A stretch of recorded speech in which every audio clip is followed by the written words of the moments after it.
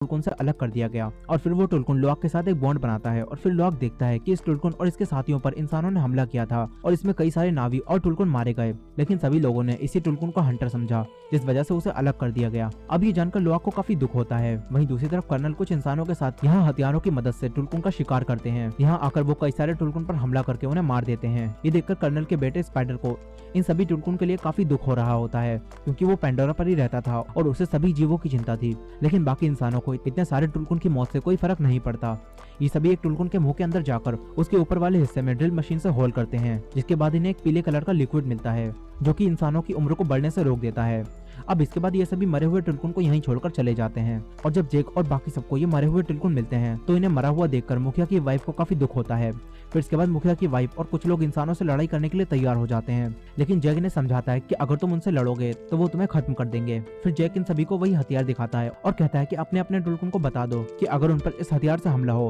तो वो समझ जाएं कि उनकी जान खतरे में है और वो तुरंत हमें बुलाएं, क्योंकि हम उन्हें बचा सकते हैं। जिसके बाद यहाँ सब शांत हो जाते हैं और सब अपने अपने टुलकुन को ये सब बता देते हैं। तभी लुआक भी समुद्र में अपने उसी टुलकुन के पास जाता है। लुआक के पीछे उसके भाई बहन और मुखिया के बेटे भी जाते हैं और ये सभी उस टुलकुन के पास पहुंच जाते हैं, लेकिन ये सब देखते हैं कि इस टुलकुन पर पहले ही हमला हो चुका है और कर्नल का जहाज यहाँ आ रहा होता है। ये देखकर लुआक अपने डेड को ये सब बताता है और यहाँ आने के लिए कहता है, जिसके बाद जैक ये बात जाकर मुखिया को बताता है और ये सभी बच्चों को बचाने के लिए लड़ाई के लिए तैयार होकर फाइट करने